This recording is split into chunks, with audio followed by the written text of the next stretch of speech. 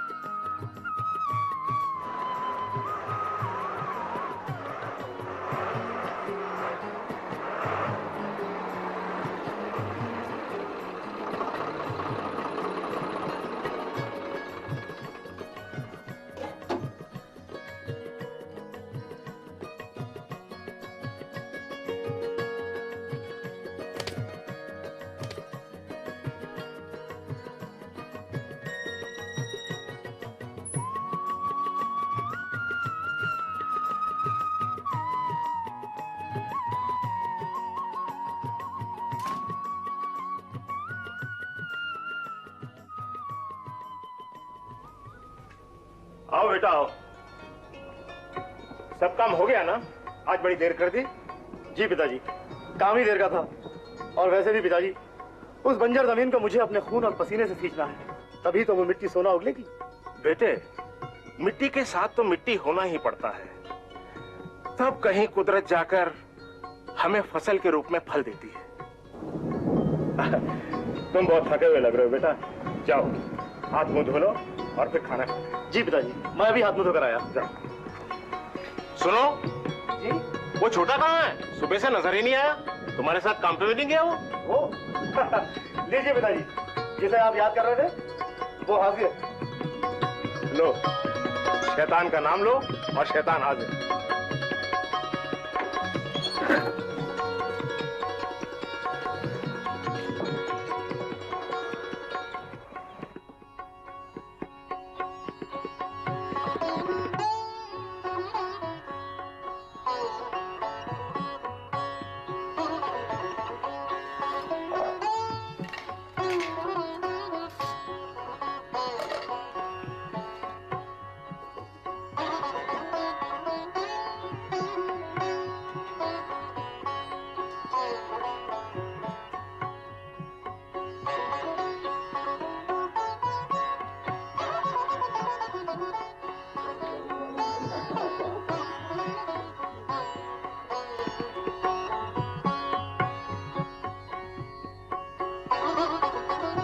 अरे भली लोगों, जब दबा के काम करते हो तो दबा के खाओ भी। जब दबा के खाओगे नहीं तो ताकत कहां से आएगी? मालिक, मेरे पास पहले ही काफी है। शर्माना नहीं चाहिए, ये तुम्हारा अपना ही घर है। तुम्हें ये सब्जी पसंद नहीं है क्या? नहीं मालिक, ऐसा नहीं, बहुत स्वादिष्ट है, मजा आ रहा है। अरे भाई, मजे लेते रहोगे तो खाओगे क्या?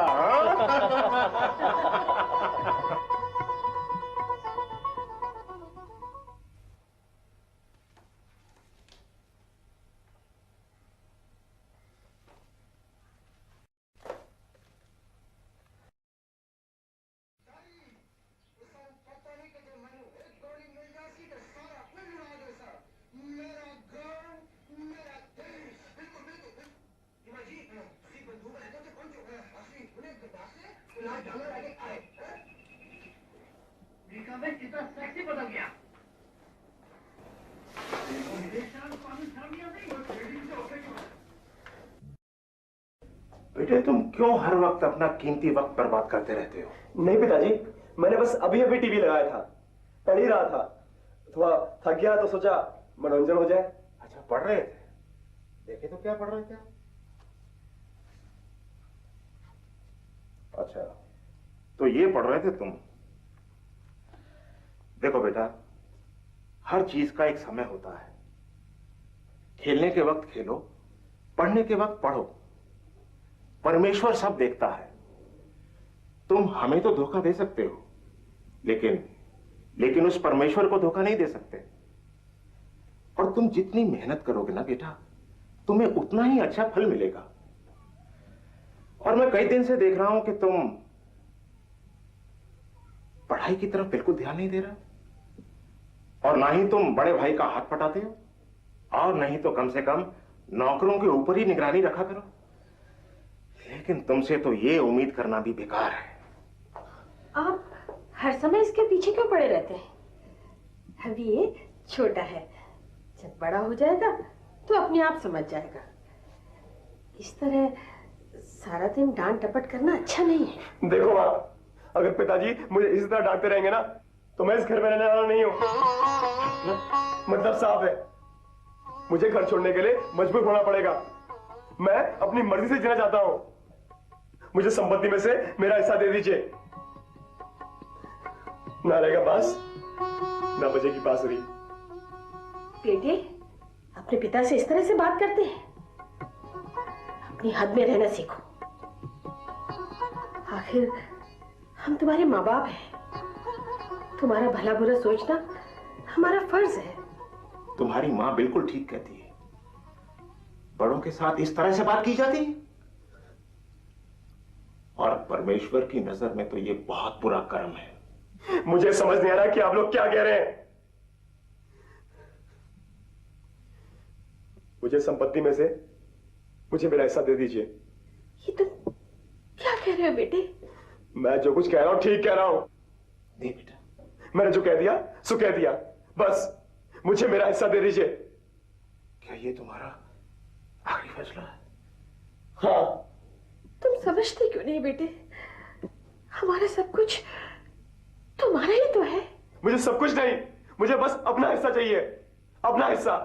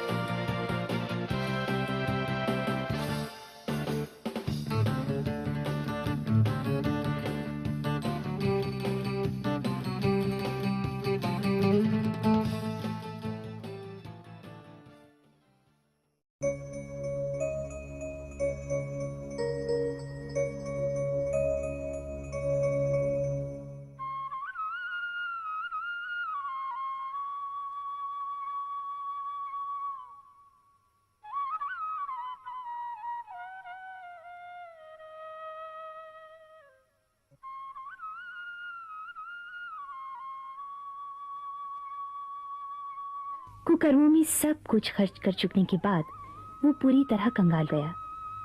अचानक उस देश में अकाल पड़ा तो वो भूख से मरने लगा और काम की तलाश में इधर उधर भटकने लगा।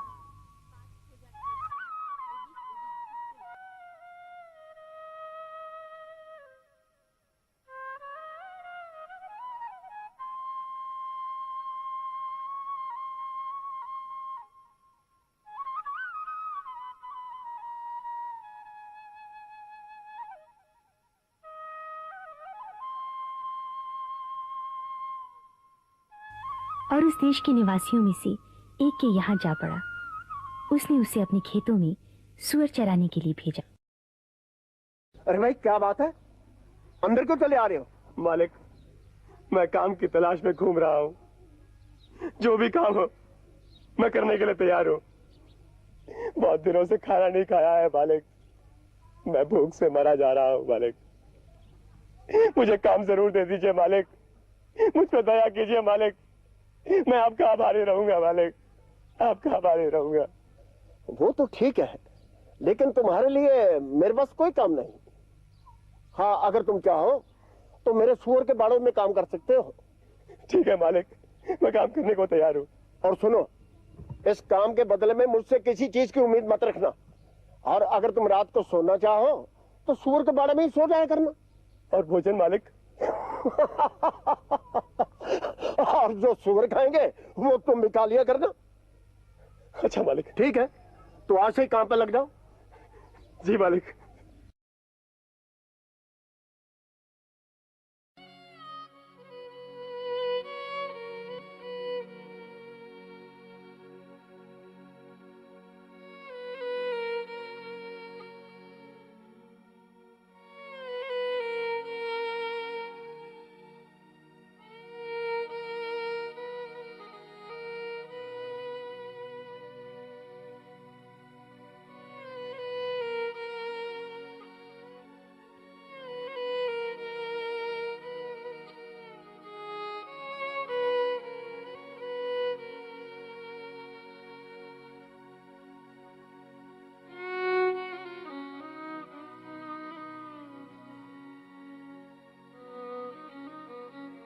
जब वो अपने आप में आया तब कहने लगा, मेरे पिता के कितने ही मजदूरों को भोजन से अधिक खाना मिलता है और मैं यहाँ भूखा मर रहा हूँ।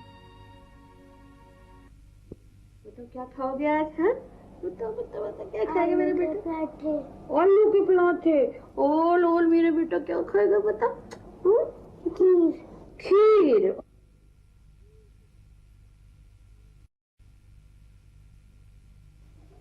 परमेश्वर सब देखता है। तुम हमें तो धोखा दे सकते हो, लेकिन उस परमेश्वर को धोखा नहीं दे सकते। पिताजी, मैंने स्वर्ग के विरुद्ध और आपकी दृष्टि में बहुत बड़ा पाप किया है। अब इस योग्य भी नहीं रहा कि आपका पुत्र कहलाऊं। पिताजी, मुझे एक नौकर के रूप में स्वीकार कर लीजिए। मुझे क्षमा कर दीजिए पिताजी, मुझे क्षमा कर दीजिए। मैं आपका गुनहगार हूं, मुझे बख्श दीजिए पिताजी।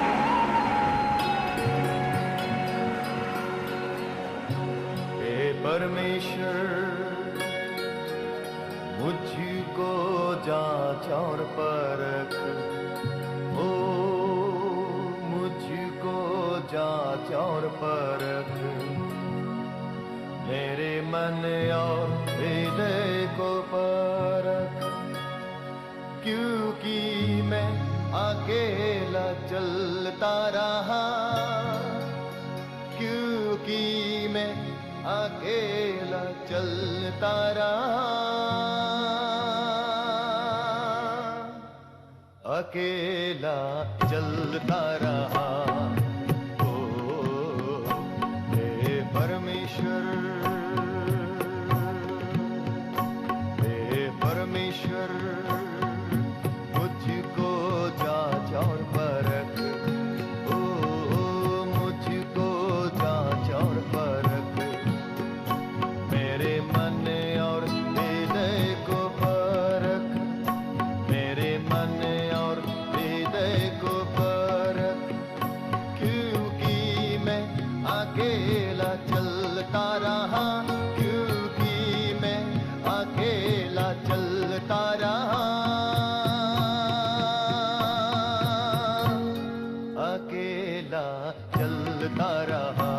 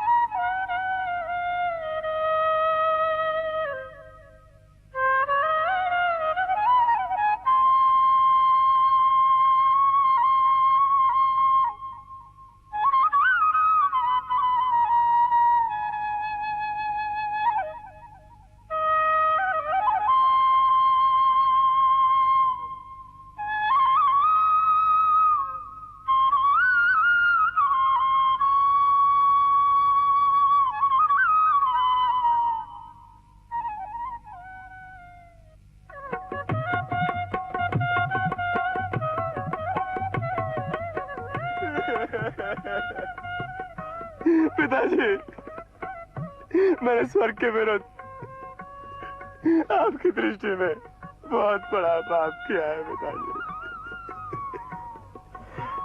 मैं तो अब इस योग्य भी नहीं रहा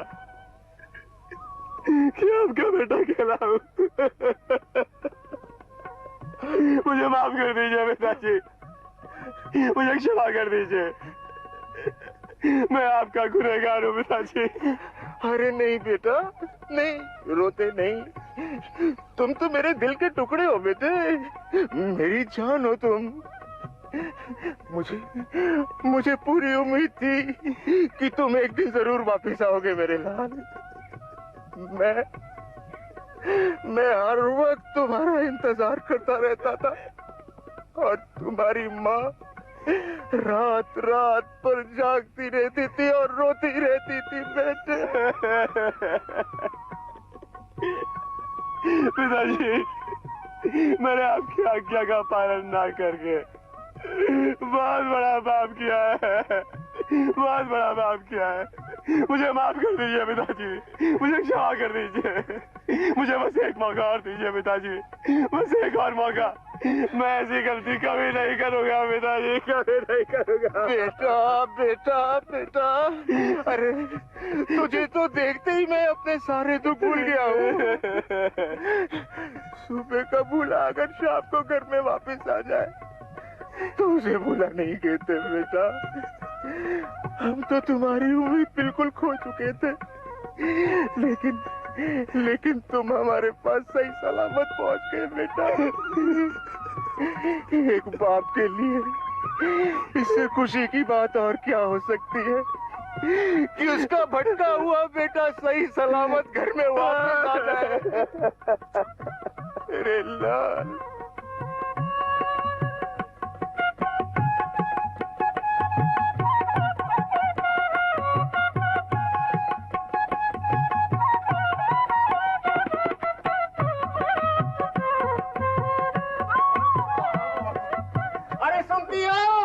अरे बाहर आके देखो कौन है। तेरा बेटा।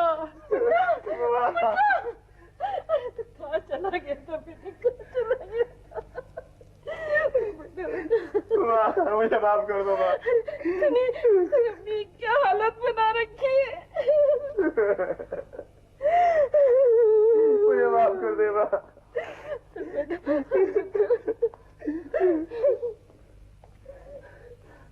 अरे गांव वालों, अरे सुनते हो, मेरा बेटा जो खो गया था आज वापिस आ गया है। जो मर गया था वो जी उठा है। अरे रामू, शामू, घसीटा, अरे कहाँ हो तुम सब लोग?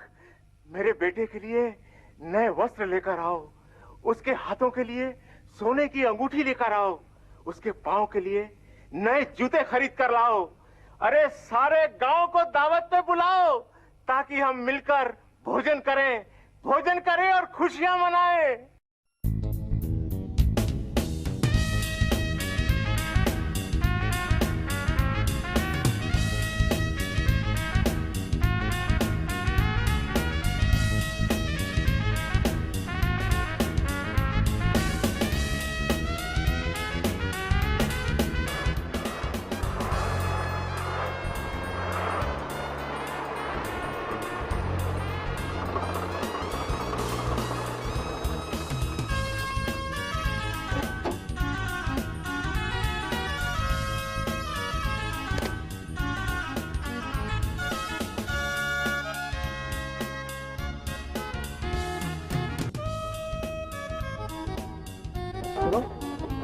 भाई ये बैंड वाला किस खुशी में बज रहा है?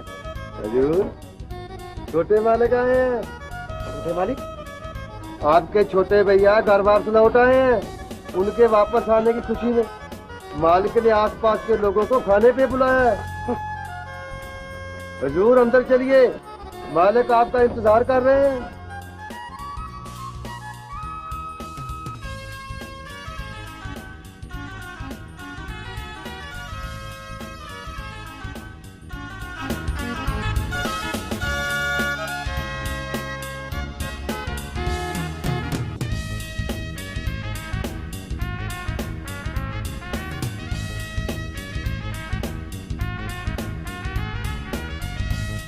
अरे बेटा, तुम यहाँ क्यों खड़े हो?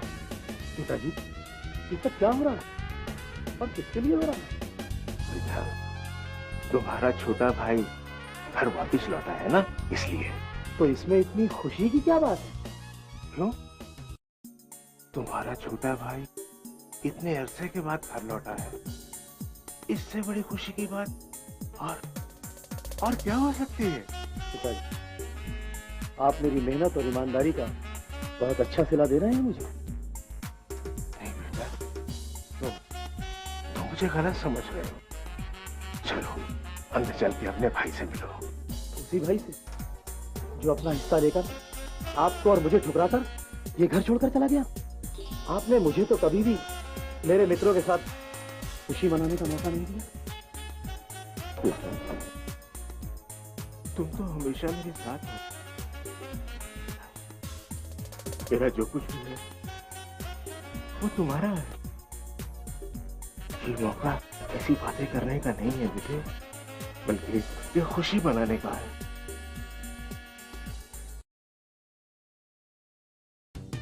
बेटे, तुम्हारा छोटा भाई मर गया था, अब जी उठा। वो अब से खो गया था बेटा, हाथ मिला। आओ।